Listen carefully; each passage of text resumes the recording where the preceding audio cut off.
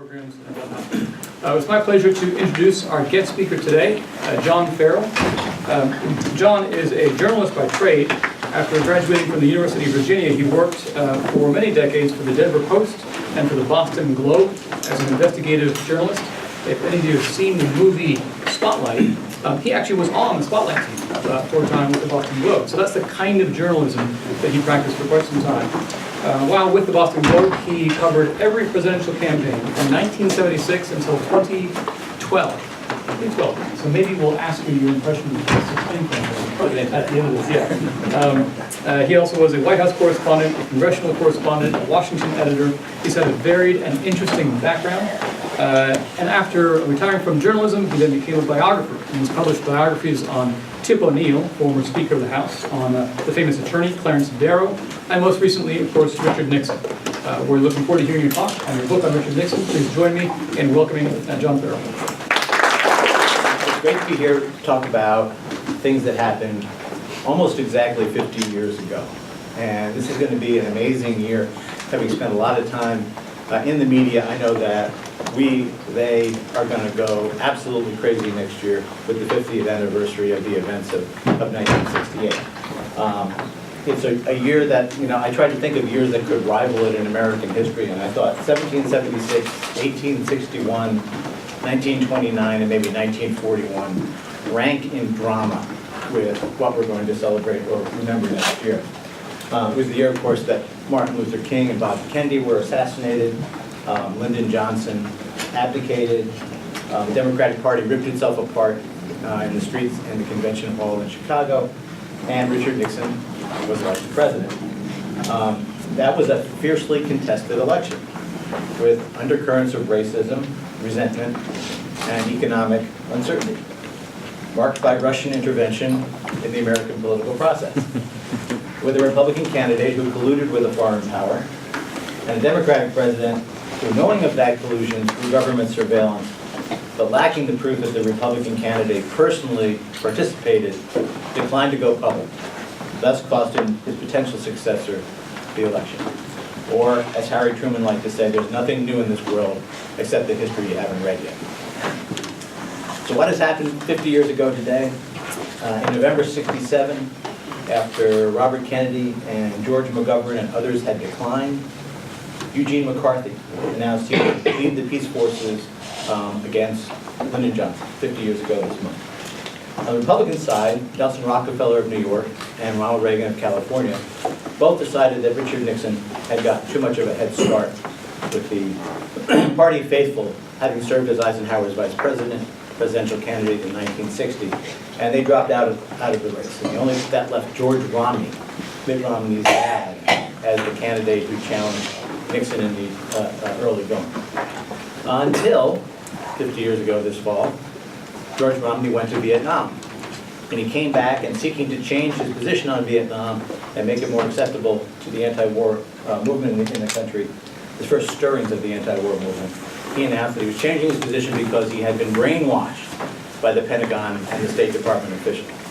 And, of course, to come back and say you were going to want to be president of the United States, but you could be brainwashed by the Pentagon was not the best political pitch for election. And when asked about it, Gene McCarthy said, brainwash, a light rinse would have been sufficient. So that left Nixon, who formally launched his candidacy as the North Vietnamese and the Viet Cong launched their own Tet Offensive in early 1968. In fact, the story of his declaration of candidacy runs on the New York Times. On the same day, there's that famous photograph of a Saigon police chief executing a Viet Cong guerrilla with a pistol shot to the head.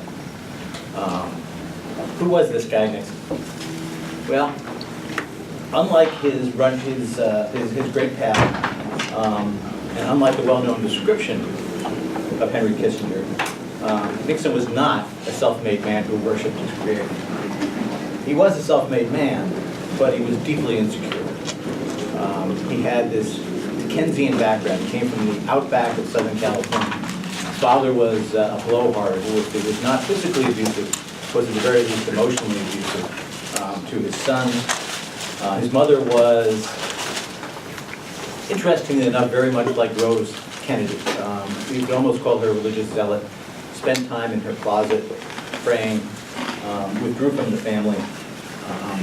And he had two brothers who died as he was a young man. The oldest was, the youngest was the first to go. He was young Arthur, and he had curly golden locks, and he was the baby of the family, and he died in a matter of 2 days of tuberculosis, of a tubercular meningitis. And then immediately then the older brother, the eldest brother, comes down with tuberculosis and takes a long time to die, ruining the family's finances, ruining Richard's ability to go to Harvard or Yale, though he had been told he would be accepted. The kind of feeling you can get for this household is that Nixon's dad walked around within Richard's hearing saying, you know, why is it that the best and brightest are the ones that are called to die? Which, of course, to a young, sensitive son sounds like, boy, I wish it had been you, instead of your older brother who we loved so much. Nixon's first memory, he said, and all throughout his history, he leaves these intriguing clues about his background. His first memory was of being abandoned. 3 years old, he fell out of a buggy, and he said he was overwhelmed with this feeling that he was just going to be abandoned by his mother and left alone. And that was his first memory.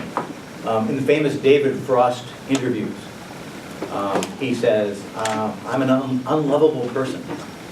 And can you imagine the burden you must have, and also the challenge that you must meet to go into politics with the feeling that you can't be loved, that people find some reason that they can't love you. He told another interviewer, most famously, that his mother had never said, I love you to him throughout his entire life. And in his letters home from war, I found this amazing letter to his newborn niece. And it sort of captures the tension within Nixon in that it's a very gentle, wonderful, warm letter to this newborn baby, welcoming her to the family, and then saying, and everybody in town wonders why me, the sourpuss brother, can't be a good guy like your dad, like your father Don. So that was Nixon's awful insecurity and self-image of himself. He was terribly awkward and tense, and he prevailed because he was a great actor. He met his wife Pat at community theater. He acted on the stage at Whittier College. And what he would do is that he would memorize everything, and this continues throughout his presidency and through the post-presidential years. And he memorizes everything so that he's secure in his lines, and that's the way he can be a great politician. And he forces himself by sheer will to be able to do sort of the handshaking and the glad handing. And he has this amazing memory, so he remembers names and faces.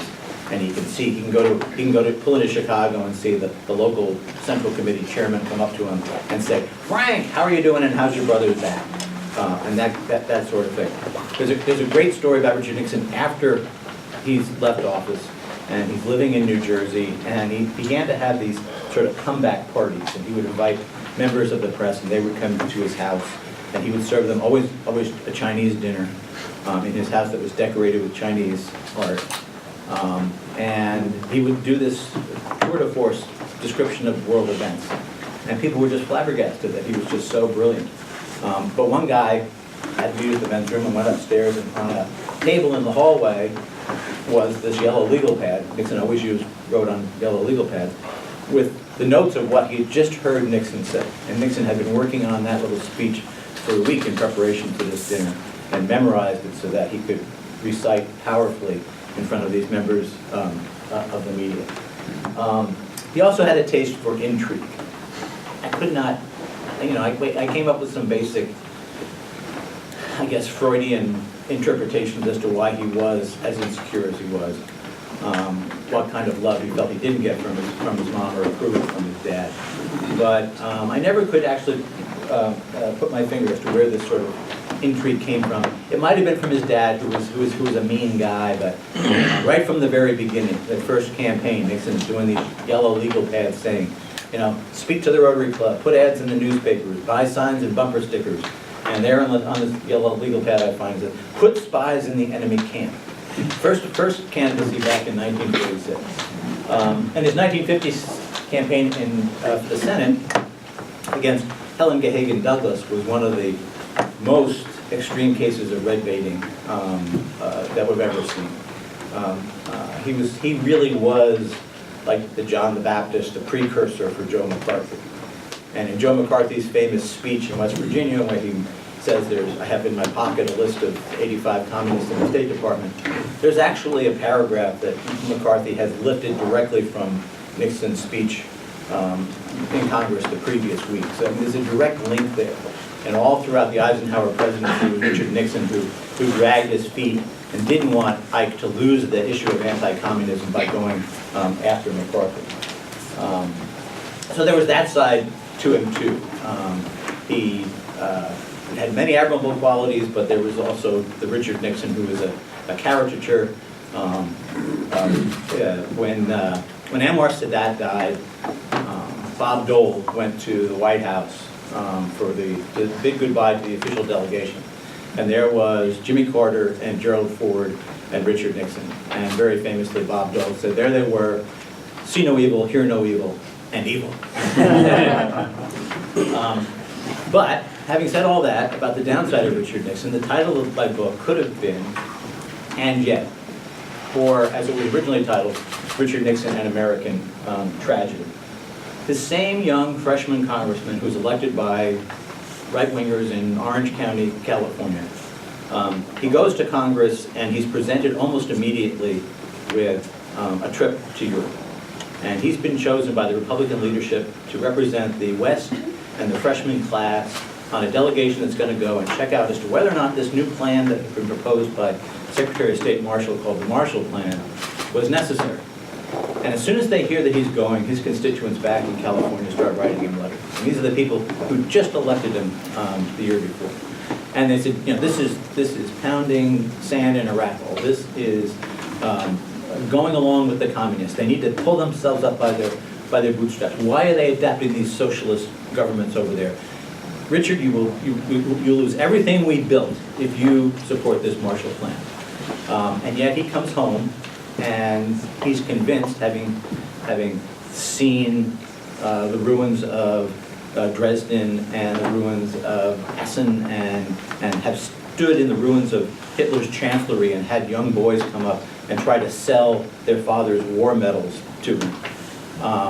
He sees that this Marshall Plan is desperately needed. And so he goes back to Southern California and he campaigns for it against the wishes of his. This is a freshman congressman who has just achieved the first great thing in his life, and now he's putting it all to risk. And he goes back and forth across that district over and over again, talking to the Rotary, talking to the Chamber of Commerce, reasoning with people one-on-one.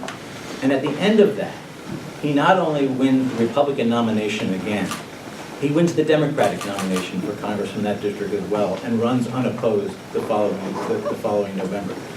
It's an amazing act of both courage and skill.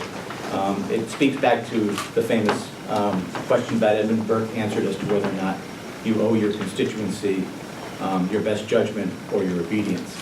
And Nixon thought that he owed them his best judgment, and he carried that. In 6 years, because of that kind of courage, he was seen as a comer. He won a reputation for himself chasing a communist spy in the American government, a guy named Alger Hiss. And he was named by Eisenhower as his vice presidential candidate. And so in a matter of 6 years, he had gone from a lieutenant commander in the Pacific to vice president of the United States. And part of, I think, the difficulty that he runs into later in his life, political life, is that he went so far so fast. He was just unprepared. All of a sudden, and you can see it in his notes, he's just tickled pink that he's sitting in a room as Vice President of the United States and as a former lieutenant in the Navy in the South Pacific. And there's Dwight Eisenhower talking to Winston Churchill, and he's the third person in the conversation. And if you think about that for a young lieutenant coming home from war, that's an amazing leap. And in many cases, it was just too much of a leap for Nixon to make. He runs in 1960. He tries to run the campaign and be the candidate at the same time, doesn't do well. His luck changes. in the first part of his career, he had amazing good fortune, and now all of a sudden in 1960, he gets injured and sick right before the first debate, and he looks awful in the first debate, and he loses the first debate to Kennedy, and he loses the election, but he walks away thinking that it was stolen from him. And then he goes into what he called his wilderness years. And in the wilderness years, he's a corporate lawyer for Pepsi-Cola. And if he goes to Indonesia on a trade trip, then he stops by the American embassy and he talks to the CIA head of station, and he talks to the American ambassador, and he talks to different low-level diplomats. And all this time, he's building this this record of their impressions. He's writing them down. He's taping them, bringing them back to his faithful secretary, Rosemary Wood, who's typing these transcripts up so that Nixon has them. And he learns a tremendous amount traveling the world. And in 1965, he writes an article for Foreign Affairs magazine called Asia After Vietnam. And in this magazine, he writes about the coming information age and how there's going to be a revolution in all these states of Southeast Asia and the Western Pacific, on the Pacific Rim surrounding China, are all going to turn into economic tigers based on the fact that this new era is going to require intellectual nimbleness. It's going to be an era based on computers and information. This is Richard Nixon in 1965. And the only thing, he says, this is an inevitable trend, but the only thing that could spoil it is if China is not brought along with it. And if China emerges in 20 years from now, 1985, as a belligerent nuclear power, but that's stewed in its own juices and has not participated at all in any of this changing world, then that's the only thing that could spoil it. And so he looks for the opportunity when he's president of the United States to make that opening to China. And he's, of course, incredibly fortunate in that the Russians and the Chinese begin to fight over who's going to lead the communist world. At one point, Russia moves all the tank divisions from facing the Allies in Germany all the way across the countries that they're facing the Chinese. And they actually go to have these like little border skirmishes where 20, 30 soldiers are killed. There's artillery salvos going across this obscure, worthless river in the middle of Siberia. And Nixon is smart enough to take advantage of that. And so you get the wonderful phrase from the Star Trek movie where Mr. Spock is urging Jim Kirk to go make friends with the Klingons. And he says, remember, only Nixon could go to China. But on Vietnam, Nixon did not show that kind of vision. He was a member of a generation with Johnson and Kissinger that were ruled by the lessons of Munich, lessons of Chamberlain coming back. In fact, Nixon even picked up his famous pledge that he would bring peace with honor. Well, that's what Neville Chamberlain said when he came back from meeting with Hitler before World War II. And the lesson that they came away with was that tyrannical force had to be met with strength at the beginning. And that if they were to lose in Vietnam, then there would be an erosion of Americans' prestige around the world. So the war became for them not about the Vietnamese people. It became about whether or not the people of Italy would have faith in the United States or whether they would adopt a socialist government because they saw that the winds of history were going with the communists. And sadly, the elders who fought that war, Eisenhower, MacArthur, Churchill, all refused to get involved when they were in power in a war in Vietnam because they predicted that it would be a disaster. But the younger soldiers who succeeded them, Nixon and his generation, JFK, were convinced that if American prestige was to suffer in Southeast Asia, that other nations would have no faith in America's ability to defend them. 1968 arrives. Hanoi decides to push all its chips on the table at once, and they launch what's called the Tet Offensive in February of 1968, 50 years ago. And the U.S. Army and the South Vietnamese Army win that battle. And not only win that battle, but there's a series of minor offenses that follow it throughout the spring and the summer of 1968. And the Allies win, the U.S. wins those battles as well. To the point that basically in the Tet Offensive, the Viet Cong are ruined forever as a fighting force. But in the process, Americans' psychological will to continue the war has been broken. And Nixon responds like the other candidates in 1968 by declaring that he is a peace candidate. When Johnson announces that Johnson is withdrawing from withdrawing his candidacy, Nixon promises this vague peace with honor formula and says that he will say no more about Vietnam because it would interfere with Johnson's very delicate negotiations. And so that's where you get the talk that that Nixon had a secret plan to end the war, and it was successful because going into September and October, he had a huge lead in the polls. It was thought at one point he had a young analyst named by the name of Alan Greenspan working on his campaign, and Alan Greenspan writes this memo saying that you're going to take 435 electoral votes. Humphrey doesn't have a chance. And of course, it begins to get tighter as George Wallace loses his appeal and the blue-collar workers begin to come back to the Democratic Party. And Nixon begins to look, as the pressure mounts upon him, with increasing suspicion on Lyndon Johnson. And he believed, with very good reason, that the Democrats had stolen the presidency from him in 1960. And in 1966, in the midterm elections, Johnson had rushed to Manila to an Asian summit and pretty much announced that he had this new peace plan that was going to solve Vietnam then, and the Democrats minimized their losses in the '66 election because there was this sort of feeling of goodwill in America that possibly this peace was on the horizon. So Nixon is suspecting another October surprise as he enters the last 2 months of the '68 campaign. And at this point, Henry Kissinger, who had been an advisor to Nelson Rockefeller, goes over to Paris and talks to the American negotiators there, and he picks up the sense that there's something brewing. And the something brewing is that the Johnson administration is considering a bombing call. And with this bombing call, they're going to open up a new round of negotiations in Paris that could lead to peace in Vietnam. So Nixon believes that this is an October surprise, that Johnson is stabbing him in the back.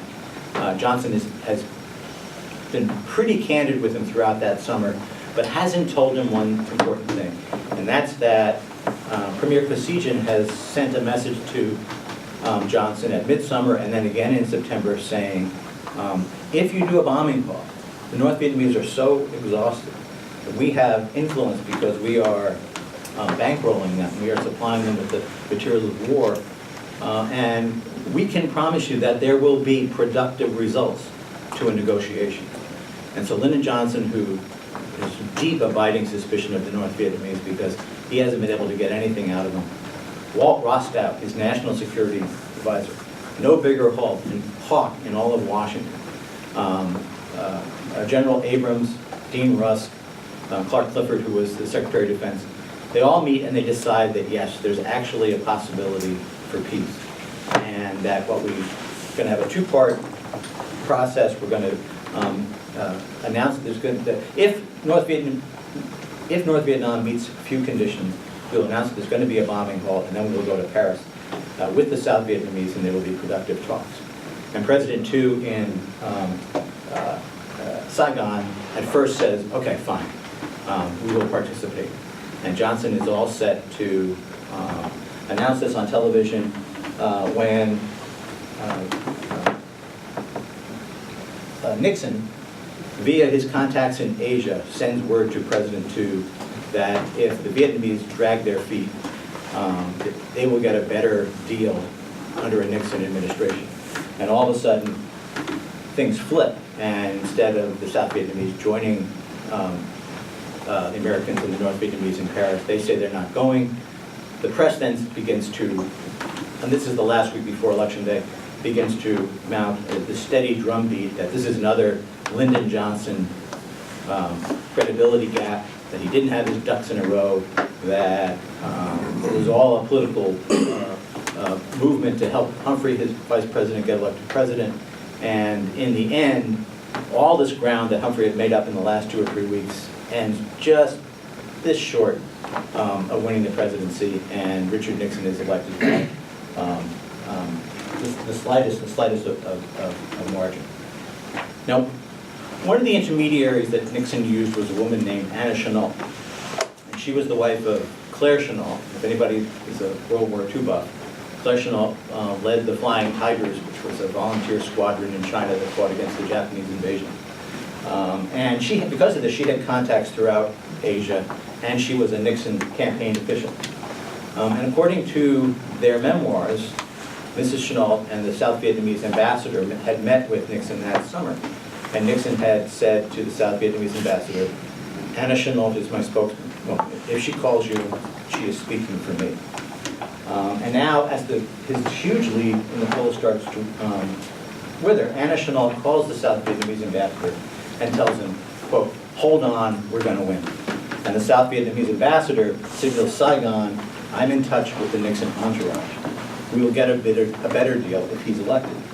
And so South Vietnamese President Tu changes his mind. Now, in Nixon's mind, all this is justified because the Democrats are planning, he thinks the Democrats are just doing all this to get Humphrey elected. It's an October surprise. And he believes that an American retreat in Vietnam would lead to the loss of Southeast Asia, stifling that coming age of freedom that he had forecast in his article. But the tragedy within the tragedy is that it was not an October surprise. Lyndon Johnson was in fact sincere, and that Kosygin had written, I and my colleagues believe, and we have grounds for this, that a full cessation by the United States would promote a breakthrough. And even Walt Rostow, as I said, wrote a memo at the end of this process to Lyndon Johnson that said, all of us know that with all its uncertainties, we have the best deal we now can get, vastly better than any we thought we could get since 1961. And none of us would know how to justify delay. So Johnson, through a quirk of history, gets word of what Anna Chennault is doing. And he orders the FBI and the other national security agencies to tail her, to tap her phone, to tap the phone of the embassy in Washington, and to listen in on the presidential palace in Saigon, which is how we know exactly what she was promising the ambassador and what the ambassador was telling President Tu. And he's furious as he gets the proof that Nixon has this little scheme going on. He calls his old friend Everett Dirksen in the Senate, and he says, Everett, we could stop the killing out there, but they've got a new formula, namely, wait on Nixon. And they're killing 400 or 500 a day, waiting on Nixon.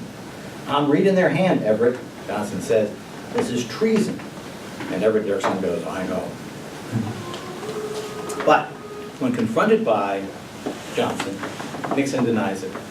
And he says, my God, I would never do anything to encourage Saigon not to come to the table. We've got to get them in Paris or you can't have a peace.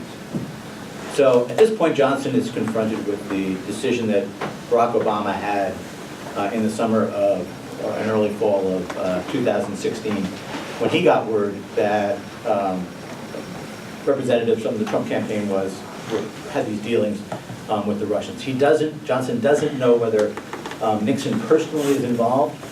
He knows that he's found out by electronic eavesdropping of a political opponent in the midst of a campaign that's going to look awful if he announces that to the public. And he also knows that if he announces that there was a peace deal and Tu walked out on it, that American support for the war would plummet, that nobody would want to support this administration in South Vietnam that was turning its back on what the Johnson administration thought was a good peace deal. And so for all those reasons, even Rostow says to Johnson, blow the whistle. And Johnson says, no, I'm not going to do it. And for the same reason, he does tell Hubert Humphrey, and for the same reason, Hubert Humphrey doesn't do it either. But most of all because they could not personally tie Nixon to the intrigue. And Theodore White, the guy who wrote all the Making of the President books, said that it was either the noblest act of American presidential candidate ever or the dumbest for Hubert Humphrey not to use this in the last week of the election. Because they felt vulnerable about the way they knew things and about the delicate condition about about this newly elected government, what that meant, what it meant for the war, Johnson and Rostow gather up everything, and they put it in an envelope that, believe it or not, is called the X-File, and is stored over at the Lyndon Johnson Library, and it's locked away. It's supposed to be locked away from 50 to 100 years. This is how sensitive this kind of thing is. And this is a sort of a learning moment for the students in the audience, because government officials operating in secret and protected by the guise of national security can so easily find it in the reason to cover up their actions and justify to themselves and deprive us of our history for what Lyndon Johnson thought could be a century before we would learn about what Richard Nixon had done. It was as if one of Woodrow Wilson's aides decided that the U.S. casualties suffered on the Western Front in World War I were so demoralizing that we couldn't learn about them until 2018, next year. That's how long a century would be.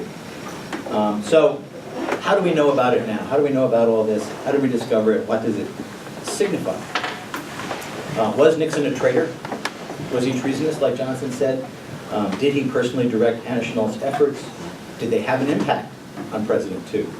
And did he really ruin a chance for peace and condemn 20,000 more American soldiers and tens of thousands of Vietnamese to death and injury before the war was finally ultimately lost anyway, without either peace nor honor? Well, the good news is that government does very slowly yield its secrets. The bad news, especially if we're looking for a quick verdict about what happened in the Russian affair with Trump, is that the record is still not complete even after 50 years. Amazingly, in retrospect, the first hint, probably because the Humphrey camp heard about this, began to be leaked almost immediately, even before the election. And Drew Pearson, whose papers were over there in the library, ran a column within a week saying that Saigon and Washington were alive with the rumor that the Nixon campaign had steered II away from participating. Even as Johnson and Rostow are trying to figure out what to do, there's literally a knock on the White House gate. And it's a Christian Science Monitor reporter who has the entire story. Somehow in Saigon, their bureau chief had tracked the whole thing down. And there they are knocking on the door. It was like 2 days before the election, and Rostow and Johnson have to figure out what to do. And of course, they just said, we are not touching this story. You're not getting any kind of confirmation out of that at all. And so it's put off. And in the Theodore White book, The Making of the President in 1968, he reports the Nixon campaign line, which is that, this was just Anna Schnall working on her own. She was freelancing. She was a loose cannon. We couldn't control her, and we had nothing to do with that. Do with her. There was another book put together by a bunch of British journalists called An American Melodrama about the campaign of 1968. If you want to go back and read about 50 years ago, both these books had the same line, which was that it had happened, Schnall had done it, but Nixon had no knowledge of it. Now, with Watergate and the revelations that followed in the Church Committee and the other investigations about U.S. assassination plots and surveillance of our own citizens, the Schnall affair began to take on sort of fresh resonance. And the White House tapes catch Nixon and his aides, when they were released slowly over the years, talking about this. And indeed, when he ordered his newly assembled team of plumbers to break into the Brookings Institution, he later admitted to find documents relating to the bombing hole. He wanted to know what Lyndon Johnson had to hold over him. But throughout the years, Nixon was steadfast in his denial.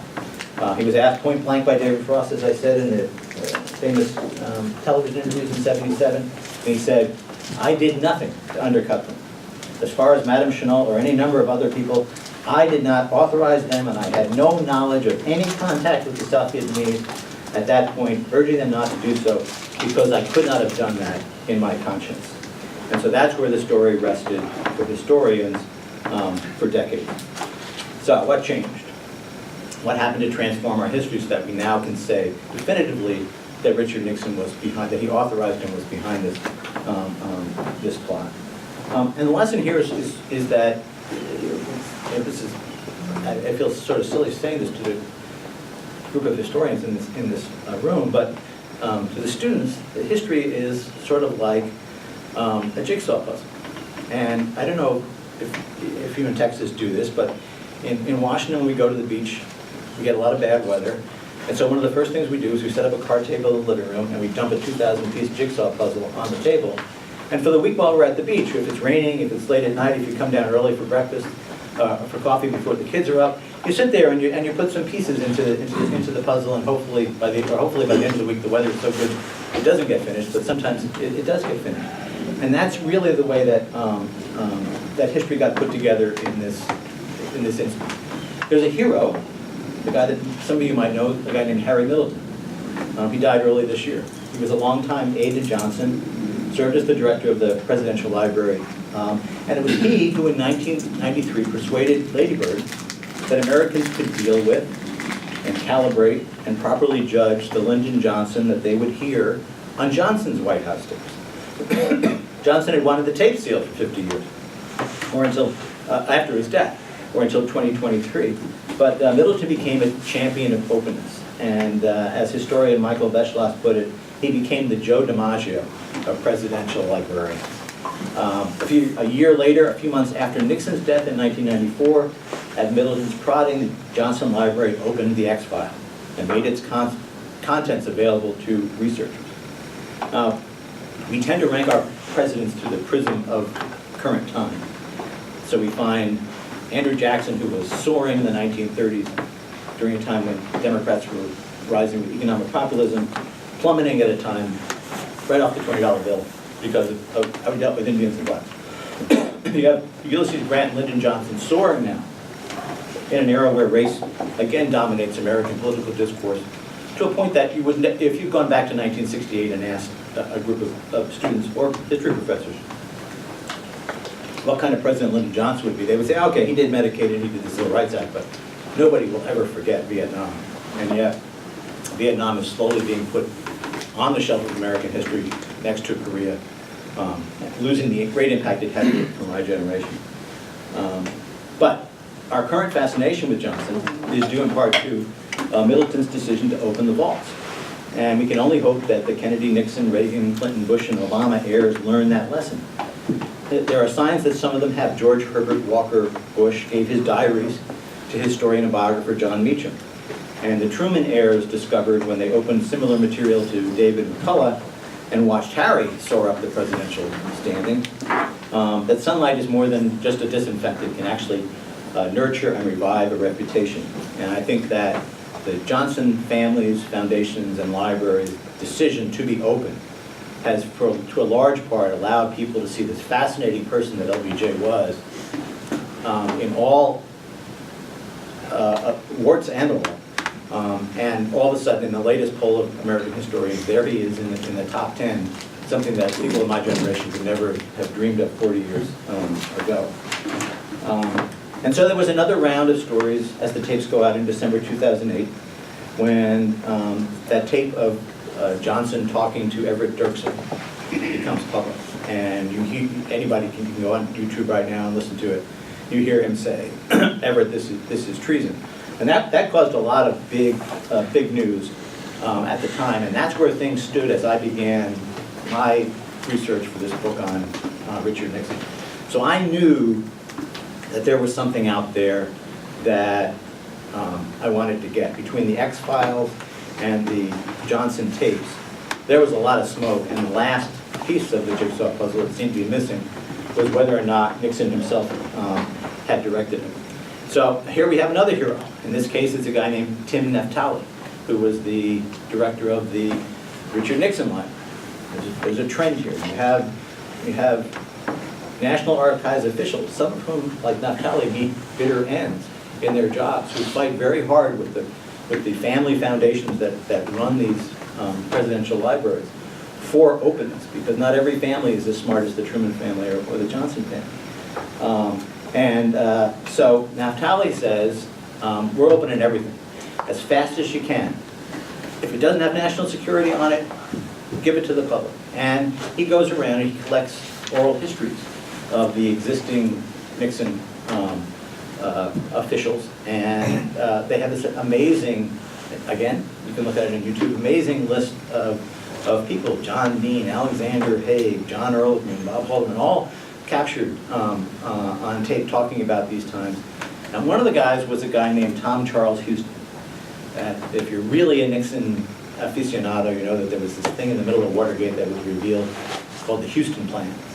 And the Houston Plan was something that the Nixon White House took to the national security agencies, and it said, look, we're going to have to, in order to make sure that the anti-war movement is not run by communists, we're going to have to start wiretapping and breaking in and doing a whole bunch of other stuff that, and they put it in writing, we know is illegal, but the national security justifies. And that was called the Houston Plan. But the other thing that Tom Houston did was, he was the guy that Nixon and Chief of Staff Bob Haldeman put in charge of finding out just what Johnson had about the Chennault affair. And so one of the first things that I requested, and that other researchers have requested already, was access to his oral history. And he says in that oral history, I know for sure that John Mitchell, the Nixon campaign manager, was colluding with the South Vietnamese. I can't tell you for sure that Nixon was, but I don't believe that something like this could go along without Nixon's personal involvement.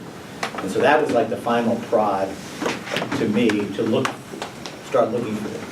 And because of Tim Naftali, among the things that had been released at the Nixon Library were the Nixon campaign's political files from 1968. Nixon had spent close to $2 million in law fees trying to get control of his tapes and his political papers while he was alive. And one of the things that was kept from the public were the papers from the 1968 campaign. And there, lo and behold, in those papers, I find Bob Haldeman's notes of a conversation with Richard Nixon one night in 1968, in which Richard Nixon says, keep Anna Chennault working on the South Vietnamese. We are going to monkey wrench Johnson's peace or political initiative. And so now, finally, we have a good portion of the story. We know that Nixon directed it. We know that Chennault did what she did. We know what she said to the South Vietnamese ambassador. We know the South Vietnamese ambassador said to Saigon. But we don't have yet the last missing piece, and maybe there's a young graduate student who wants to track this down, is that a lot of the national security intercepts of Saigon are still classified. Some of these guys are still alive. They're still, I guess, American spies or methods that the CIA does not, or the NSC does not want to let the world know about. So we really don't know how much Nixon's word to President II mattered. Saigon was a capital city as full of intrigue as Washington, D.C. at the time. And so there were war factions that didn't want him to go to Paris.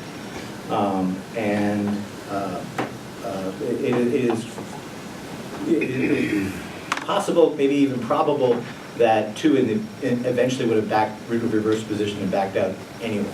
So you can't say that the Chennault affair caused the war, killed a prospering peace negotiation and caused the war to go on. That's too much of a leap, but that is a possibility that somebody needs to, at some point in the next 20 years, go through those national security intercepts and find out just what exactly was happening in the palace in Saigon and how much that word from Nixon had affected President II. As a biographer, all I needed to know was that Nixon would do this. I mean, I'm looking at character. I'm looking at, I don't really have to judge as much as to what the effects are, as much as I have to look at this person who's running for president saying, why is he so paranoid? Why is he doing this? Why does he lie about it for 20 or 30 years? And why does he do this underhanded deal in the crucible of an American election? And to prove that he actually directed it was something that the way I put it in the book was that, of everything that he did in Watergate and in office, I thought this was the most reprehensible thing that he did. But for historians, it's different. And there's a pushback now from the Nixon people against me, sort of saying, well, first of all, you're not a historian, you're a biographer, which means I don't have a ticket, I don't have a PhD. And so, and even worse, they say, a former journalist. And they also say, and this is true, that these are fragmented notes of Bob Haldeman. When Haldeman took notes, he only wrote down the orders that Nixon gave him. He didn't, and in this case, he writes down a lot more of the reasoning than he usually does. But usually he just writes down, in this case, there's an M, which means talk to Mitchell, and then there's an exclamation point, which means we got to do this, and then keep Anishinault working on the SVBN. So he's keeping track of what Nixon is telling him to tell Mitchell to do. It's not as good as a tape. The White House tapes are much better in getting context and getting exactly what was behind this. And was Nixon angry? Was he offhand when he said this? The exclamation point tells us something, but it's not anywhere near that power. But their final argument is that, well, it's much ado about nothing. This came a couple weeks ago from Henry Kissinger's biographer, and he wrote in the Times of London that, for anybody to think that, the South Vietnamese were going to sit down in the fall of 1968 and reach an agreement, given their subsequent stubbornness and the subsequent stubbornness of the North Vietnamese, is mushy thinking.